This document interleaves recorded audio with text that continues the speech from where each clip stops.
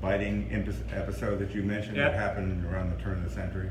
Was that captured on video? Is there something that I think that if you Google Olle Kulik, then you definitely will find images of him. Okay. Doing this particular thing? No, but we will see him as a dog, because I actually found images when he is a dog. But I don't think that I have seen any moving material from that. Okay. Yeah, I don't have any connection. But check Olle Kulik. It's common when a film is about to come out to usually, during the promotion period, you record the commentary track for the Blu-ray. Yeah. Have you done that yet? No, I haven't done that, but we are going to do it in Sweden. But you're going to do it soon? I think I will do when I get back to Sweden quite soon. Yeah. What were you thinking about? I just would love to be able to. Okay. I'm looking forward to hearing. Okay, but then I will send you. Because it opens up a lot of things when you have, a better part of 2 hours to talk at will. Yeah. How many interviews have you done about the square since last May? 40, 50? Are you kidding me? Are you kidding me? Like 200 Oh my goodness. Okay. But it's okay. I mean, for me, it's also. I think that the main reason that I make movies is because I think there's a content that is important in some way, and you want to change some attitudes in society. You want to change the way that we're looking at some things. And I have been using provocation quite much in order to make people think about the content in a way. And parallel working with the movies, it's very, very important for me to talk about the content of the films, that I actually have thought through what I want to do, and that I have an idea with every single step of this why I'm doing what I'm doing. And I enjoy talking about it also.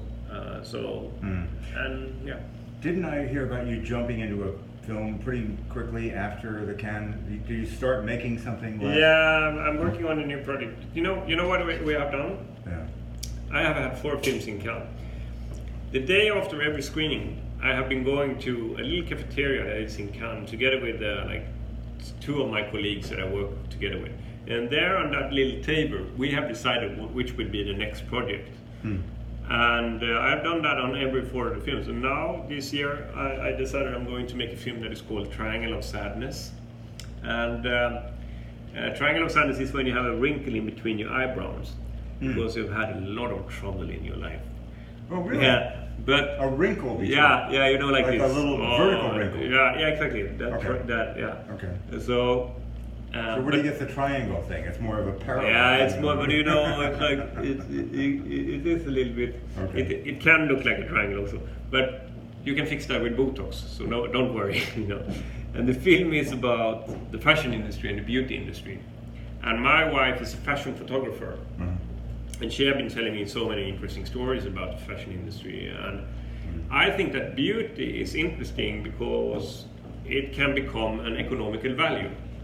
And even if you're not born with money, education, or talent, beauty can make you travel in society very quickly.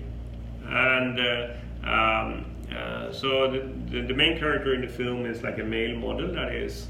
He probably would be car mechanic or something if he suddenly was not brought up in this industry. And he is on his peak of his career, but he has 2 problems, and one of them is like that he is like the face for Hugo Boss or something like that, like a big brand. And when you are connected with one brand in that way, no one else wants to book you because you're their face, so to speak. And the other part is that he's getting bald, so he's losing his hair. So he's losing his economical value in some way. And he has a very sweet agent that is like very caring about him. He's like, oh, okay, how's it going with your hair? And oh my God, this is not good. And he has a suggestion for him, and it's that he should get together with a famous girlfriend, because then we can rebrand you. Then you're not only the guy that is like this face for Hugo Boss. But the problem is, of course, that the model is a very sensitive guy, and he wants to be in love, So. Sounds good. Yeah. Is he going to be in Cannes next year? No, I think I will start shooting maybe late next year or early 2019. Do you have things like you said, there's a selection of things. Do you have other projects lined up? Do you believe in? No, I actually have been doing one project every third year and being very concentrated on that project, which have been good for me. I feel that I really love digging deep into some thematics, and I think also that I have the stamina to talk about a project for 3 years and still think it's interesting. So that's why I think also that how to say, that rhythm works quite well for me to do a new feature film every third year. I'm afraid I have to confess that I haven't seen Force Majeure, but I'm going to see it now. Do you want the link? Yeah. Yeah. I can send you. Can you send that? Okay. Thank you. Have you seen my short films? I don't think I have. I'm sorry. I have. I think you should see the short films because I think my approach will be quite clear. Let's see here.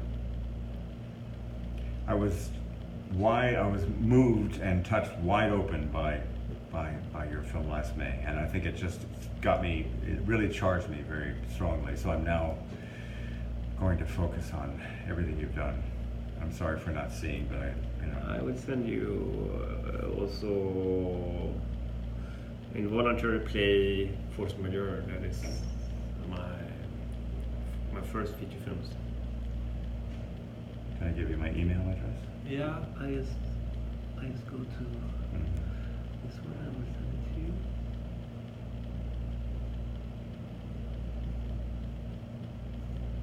You can recommend it. Okay.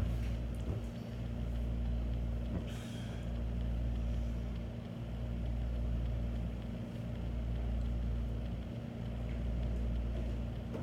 How did you happen, by the way, to cast Elizabeth Moss? Just because you liked her on Mad Men, or why? Yeah, I've seen her a little bit in Mad Men, and then I had an improv session with her in London, and she was just so fantastic. Why was she there? Doing theater or something? I don't remember why she was there. Okay, so that's my first feature, Guitar Mongoloid. Guitar Mongoloid. That's my second feature. Okay. That's my third feature. And that's Force Majeure. And these two, that's Incident by a Bank is a reconstruction of a failed robbery attempt that I was an eyewitness to. Really? Okay. That one won in Berlin, and it's a short film. And this one is like a reconstruction of someone that is like a friend of mine that was like supposed to jump from the bridge to show how brave he was. And then when we get up, it's much higher than he could expect from the beginning. Okay. Wow. All right. You didn't happen to ever read the Bruce Wagner book about Hollywood called Force Majeure? No. Is it about Hollywood? Yeah, it's a very sardonic. There are two versions. There was a short version. It was kind of a short novella, and they came out with a much longer version. But it's basically about this semi-failed screenwriter. No, I haven't. Never read. Just a striking use of the same title. Okay. I mean, Force Majeure. I love. I'm working so much with social contracts, and the social contract between a man and a woman that suddenly is broken. It's a force majeure now. Okay, how do we deal with this new setup? We don't have a clue, and it's a force majeure. And well, I hope this is one of the 5 best foreign language nominees. It should be. Yeah, I hope and it certainly has the headwind of the Palme d'Or. So I hope that people get into it the way I have. Yeah.